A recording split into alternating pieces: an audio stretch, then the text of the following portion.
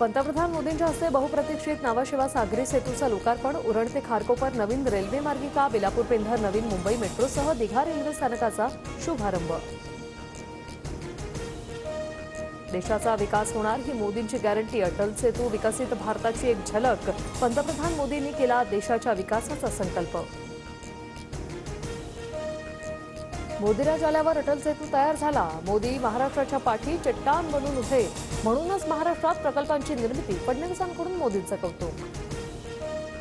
देशात फक्त मोदींची गॅरंटी चालते, अब की बार 400 पार तर महाराष्ट्रात 45 पार, मुख्यमंत्री एकनाथ शिंदेंची घोषणा। लोकसभेच्या निवडणुकीच्या निकालानंतर भूकंप येणार, भूकंपात अटल सेतू सुरक्षित राहिला, मात्र विरोधक तो भूकंप सहन करणार नाही, मुख्यमंत्री शिंदेंचं वक्तव्य। 2 कोटी महिलांना लखपती बनवण्याचं लक्ष्य, देशाच्या कल्याणासाठी महिलांनी समोर येणं गरजेचं, पंतप्रधानांच्या हस्ते लेक लाडकी योजनेचा शुभारंभ। मोदींचा महाराष्ट्र दौरा, नाशिक ते मुंबई आणि मिशन 2024, नाशिकात रोड शो सह पूजा आणि युवा महोत्सव। पंतप्रधान मोदींकडून नाशिकच्या ऐतिहासिक काळाराम मंदिरात आरती, रामनामाचा गजर, टाळ वाजवत मोदी भजनात तल्लीन, मोदींकडून मंदिर परिसरात साफसफाई देखील। काळाराम मंदिराला भेट देणारे मोदी ठरले देशाचे पहिले पंतप्रधान। मोदी देशातील सर्वात मोठे शंकराचार्य असं भाजपला वाटतं, रामाच्या नावानं राजकारण, मोदींना वेळ मिळाल्यावर निवडणुका जाहीर होतील, संजय राऊतांचा टोला। घराणेशाहीच्या राजकारणानं देशाचं मोठं नुकसान, युवकांनो राजकारणात सक्रिय व्हा आणि परिवारवाद संपवा, नाशिकमधील युवा महोत्सवातून पंतप्रधान मोदींचा काँग्रेसवर हल्लाबोल। महाविकास आघाडी सरकार पडेपर्यंत 85% शिवडी नावाशेवा पुलाचं काम पूर्ण, 15% कामासाठी 1.5 वर्ष येऊन व्हीआयपीची वाट बघत उद्घाटन रखडवलं, लोकार्पणाआधी ठाकरे गटाची ट्विट करत टीका। मोदी लक्षद्वीपमध्ये गेले आणि मालदीवमध्ये राजकीय भूकंप आला, मोदींमुळे भारताकडे वाकड्या नजरेनं पाहण्याची कुणाची हिंमत नाही, मुख्यमंत्री शिंदेंचा हल्लाबोल। शिवसेनेची घटनादुरुस्ती अवैध होती तर निवडणूक आयोग झोपलं होतं का?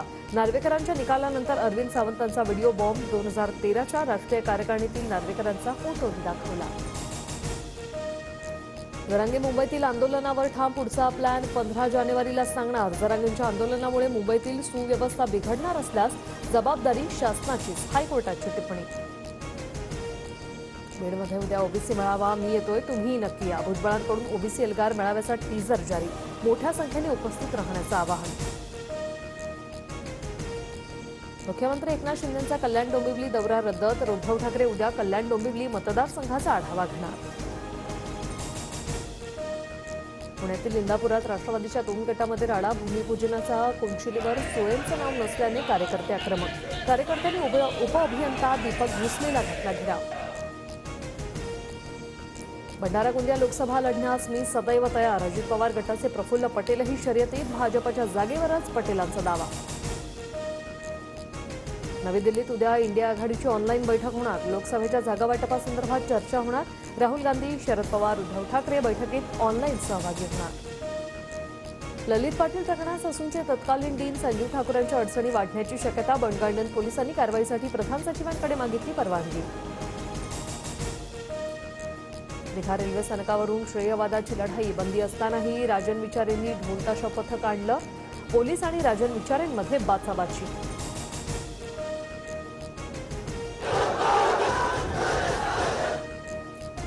अयोध्येत रामलल्लांच्या प्राणप्रतिष्ठेपूर्वी मोदी 11 दिवसांचा विशेष धार्मिक विधी करणार, पंतप्रधान मोदींची घोषणा।